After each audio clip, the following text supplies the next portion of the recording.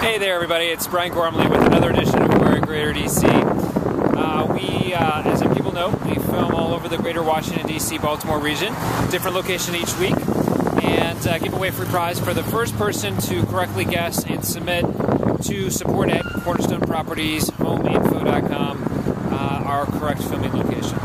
So this week we're kind of continuing the theme from last week about buyers and real estate. I wanted to touch a little bit about rent to own. It's a really great option for a lot of people. Folks in the sort of the short sale arena, not so much, but in general real estate, it's something that's really been kind of overlooked recently, and certainly people are out there doing rent to own. But not as much as you might expect, and perhaps what you might anticipate going forward. Because rent to own is a great option for people who have one of the following two things, but not both, and that is enough money for a down payment to buy a house, and sufficient credit scores and credit history in order to buy the house. So typically you need as a buyer those two things: good credit and enough money to buy a house. Many people have one but not the other, and so would be a great candidate to get into a house that they ultimately want to buy, and have an option to exercise sometime in the future in order to buy it when they're ready. So sellers, particularly sellers in this marketplace, don't always know what to do with their house, right? Because they're moving, or the house maybe needs a little bit of work, or maybe it's underwater, or something else where they really need to get somebody to buy that house, but maybe for whatever reason it's just not in perfect, marketable condition. And that's not just a property condition, that's financially or otherwise as well.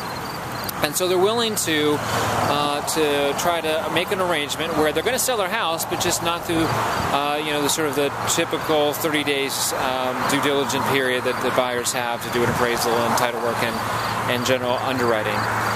So generally how rent to own works is you have a substantial option consideration money that's paid up front. It's non-refundable. That can usually be about a point or so of the purchase price. $5,000 sometimes is definitely not unheard of, even for lower end houses, $150,000. And that will go towards your purchase price if you're the tenant buyer.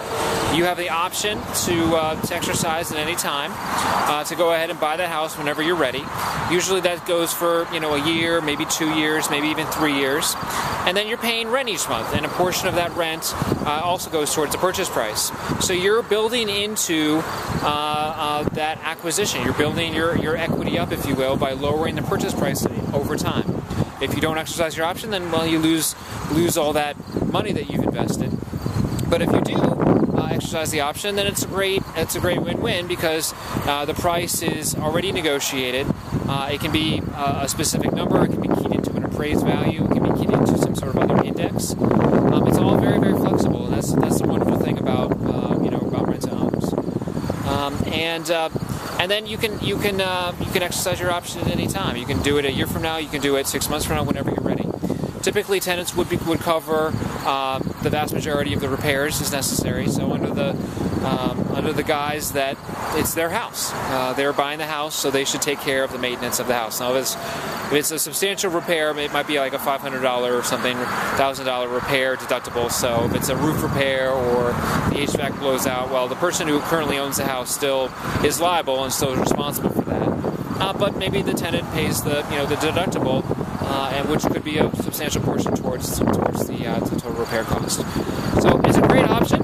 It's something that maybe more people will look at as we go along, and folks have shoddy credit because they've been through a short sale, or they've missed some payments and now they're renting, but they want to buy again, and so they're setting themselves up to purchase in maybe 2 years when their credit comes back from a foreclosure or bankruptcy or credit card judgment or whatever the case may be, or maybe they've saved up enough money to have a down payment, but they're otherwise a good credit risk, and there's no reason why they can't make payments that qualify for ultimately for a purchase.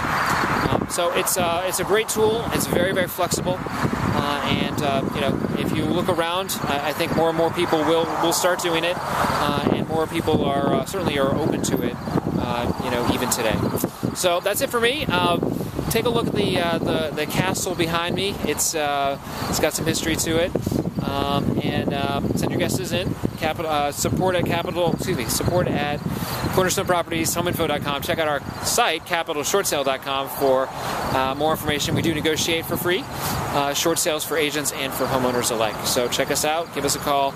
I'm happy to provide free consultation. And we are doing this new thing where we have these free lunch workshops for homeowners and for agents alike. So definitely take advantage of that. You can sign up on our website. Thanks so much for listening, and I'll check you next week. Bye-bye.